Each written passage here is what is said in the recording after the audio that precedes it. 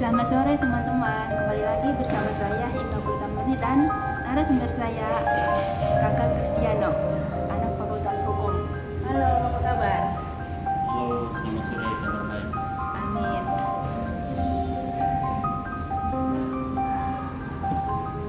Langsung aja.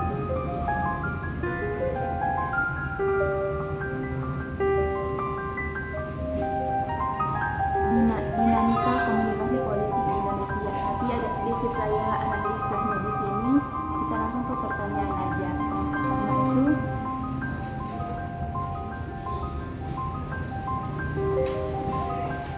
dinamika politik Indonesia yang sangat memengaruhi kehidupan kita sebagai individu maupun sebagai bagian dari kelompok masyarakat Indonesia. Melekat pada kehidupan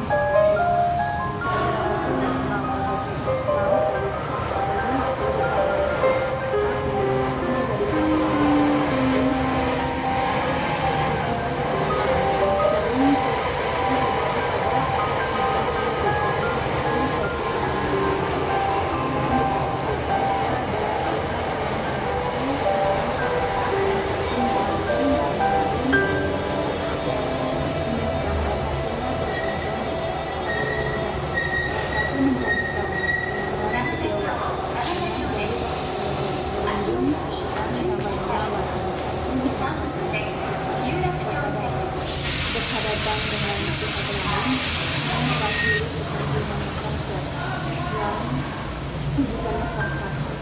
Telah lalu memaparkan kepada yang mengajukan pertukaran perjuangan apa yang menjadi untuk politik Indonesia.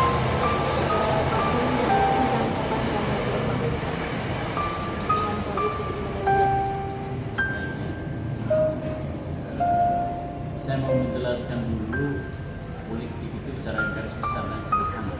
Jadi politik itu adalah interaksi kelompok manusia dalam upaya saling mendukung untuk membuat kehidupan manusia itu menjadi lebih baik. Itu kira-kira pengertian politik secara umum dan sederhana. Kemudian soal bagaimana politik di Indonesia. Politik di Indonesia hari ini memang lebih khusus saya sampaikan soal politik hukum ya. Politik hukum bagaimana kebijakan-kebijakan yang dilahirkan, ya itu yang disebut dengan politik hukum. Bagaimana suatu produk hukum itu direncanakan, terus dibuat dan dilaksanakan. Nah itu yang disebut dengan politik hukum. Kemudian soal problematika bagaimana apakah produk hukum yang diciptakan itu baik dan tidak baik, itu yang menjadi problemnya adalah ketika suatu produk yang dihasilkan itu tidak baik, tidak mendukung untuk membawa masyarakat kehidupan manusia itu menjadi lebih baik, yang adanya itu bertolak belakang dengan cita-cita dari politik itu sendiri. Nah kemudian kalau berbicara soal hari ini, kebijakan-kebijakan pemerintah di Indonesia hari ini berkaitan regulasi ekonomi, sosial, politik dan lain sebagainya, banyak bertolak belakang atau banyak pihak yang tidak menyetujui. Itu yang pertama, itu memang sebagai problem dari politik itu bahwa ada hal yang membuat memasukkan kepentingan individu dalam kepentingan umum itu. Jadi politik itu pada dasarnya bagaimana membuat kepentingan pribadi itu dijadikan satu, menjadi suatu kepentingan umum. Dalam politik itu tujuannya itu untuk mensejahterakan rakyat, mensejahterakan masyarakat, mensejahterakan warga negara. Lalu kemudian mengapa itu tidak bisa dicapai? Yang pertama, kalau di Indonesia kita ini menganut demokrasi sebagai negara yang menganut demokrasi. itu tentu kita mengacu pada suatu konsep yang disebut res politica, pembagian kekuasaan yang berdasarkan pemikiran Montesquieu dan Rousseau. Bagaimana kekuasaan itu dibagi ya? Ada kekuasaan eksekutif, ada kekuasaan legislatif, dan yang terakhir itu ada kekuasaan yudikatif. Legislatif itu merancang atau membuat undang-undang, pemerintah itu pelaksana undang-undang, kemudian yang ketiga yudikatif itu adalah orang yang lembaga negara yang bertugas untuk mengadili kebijakan-kebijakan tersebut. Nah, di dalam res politika itu, dalam dalam iklim demokrasi seperti di Indonesia ini, jadi memang tidak bisa mengharapkan lebih banyak dari demokrasi itu sendiri. Karena apa? Itu tadi ada pembagian kekuasaan. Di suatu lembaga saja sudah banyak orang yang berkuasa di dalam, karena banyak jabatan di dalamnya. Nah, sehingga setiap orang ini pastinya memiliki kepentingan pribadi dari setiap orang. Kepentingan. Nah, sehingga kemudian terjadilah kekacauan, karena setiap orang yang memiliki jabatan, setiap orang yang menduduki jabatan, yang menjadi penguasa di suatu lembaga negara atau di seluruh lembaga negara itu yang memiliki kewenangan, itu saling bagaimana kepentingan pribadi itu saling terbatas ya, terbentur dengan kepentingan pribadi orang lain, sehingga kemudian itu yang menimbulkan kekacauan. Lalu semakin kesini setiap orang yang berkuasa, setiap orang yang memiliki jabatan pastinya itu akan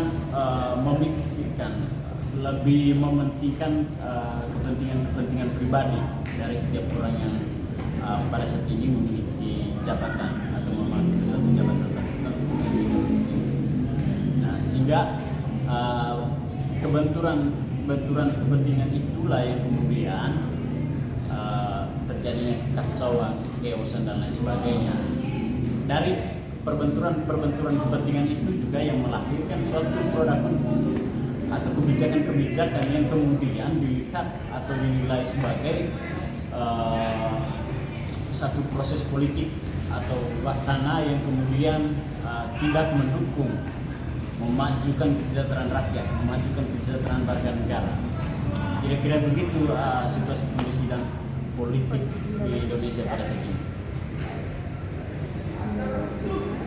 Tujuan politik adalah untuk mensejahterakan masyarakat, itu kenyataan yang benar, tapi dari kenyataan tersebut tarik jauh dari kenyataan yang sebenarnya. Jika kita melihat sekarang masih banyak masyarakat di Indonesia yang hidupnya susah, lalu kelemahannya di mana? Apakah di sistemnya atau di pemerintahannya? Sebenarnya begini, pertanyaan itu tadi sebenarnya sudah ada gambarannya di di uraian saya yang sebelum itu. Itu kembali kepada soal kepentingan pribadi dari setiap kelompok orang, setiap orang atau setiap kelompok orang. Nah, mengapa demokrasi itu kemudian tetap tidak melahirkan kesejahteraan bagi rakyat? Yang pertama, kalau saya secara pribadi berpikir begini, jadi kesejahteraan itu sulit untuk mencapai kesejahteraan itu. Bahkan tidak ada satupun negara di dunia ini yang bisa membuat rakyatnya sejahtera.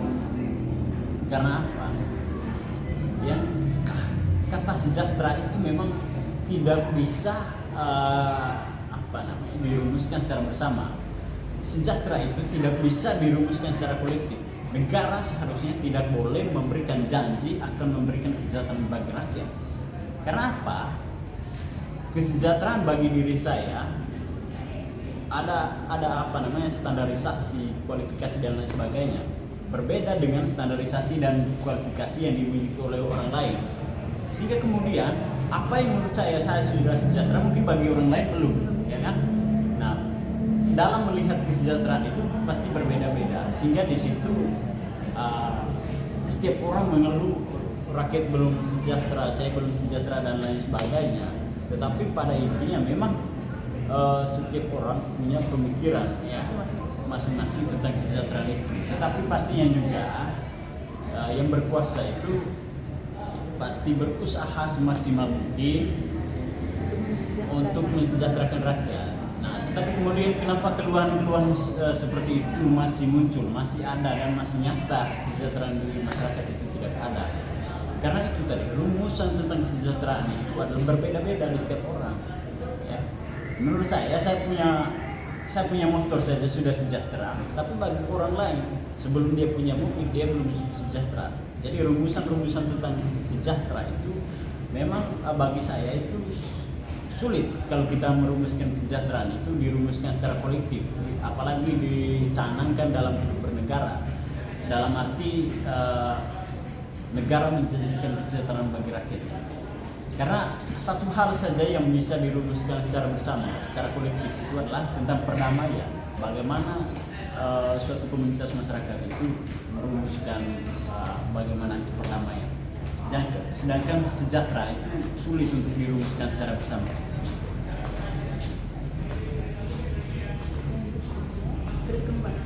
Perkembangan politik di Indonesia saat ini masih pasang surut seperti air laut. Memang ada yang beranggapan bahwa politik demokrasi saat ini sedang baik-baik saja, tetapi masih simpang siur. Bagaimana menegaskan hal tersebut? Setiap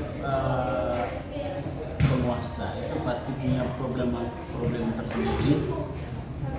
Misalkan di era Soekarno ya, tidak baik-baik saja, pasti ada problema. Begitu juga pada eranya Soeharto, begitu juga Pak Habibie, begitu juga pada eranya Gus Dur, begitu pada Megawati, sampai pada sekarang sampai pada Jokowi. Lalu kemudian itu selalu ada timbul persepsi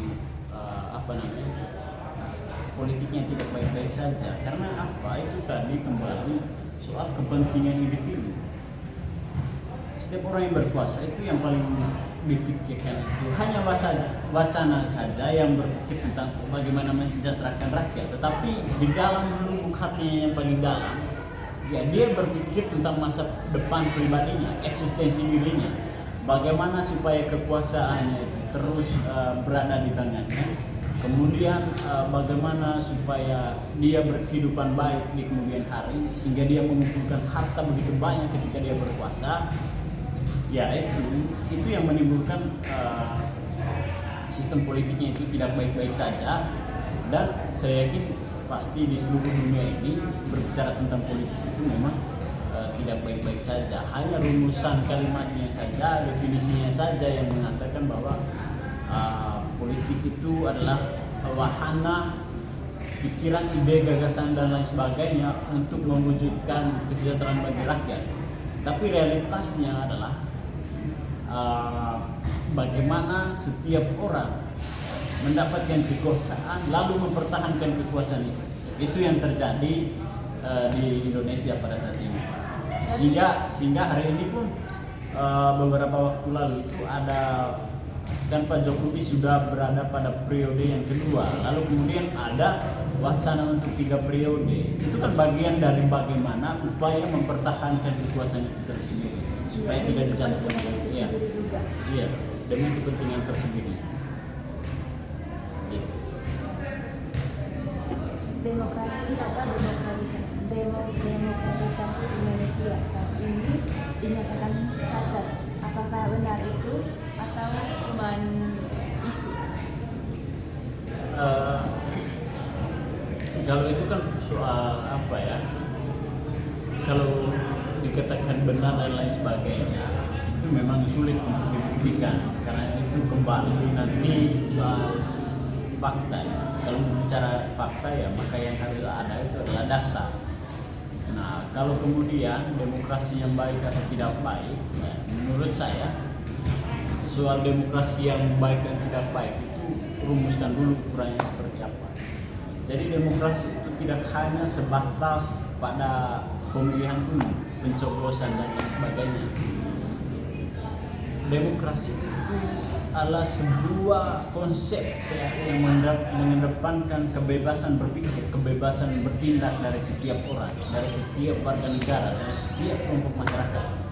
Itulah demokrasi. Lalu Sebenarnya untuk mengatakan baik atau tidak baik demokrasi di Indonesia itu kita lihatnya dari situ. Apakah kita bebas, masih bebas mengeluarkan pendapat, masih bebas untuk bertindak dalam hal-hal yang baik, yang positif. Kalau itu masih bebas, ya otomatis demokrasi di Indonesia itu masih baik-baik saja. Tapi apabila ada pembatasan atau pembungkaman, seperti tidak terbuka informasi dan lain sebagainya, itu artinya demokrasi sedang cacat, begitu.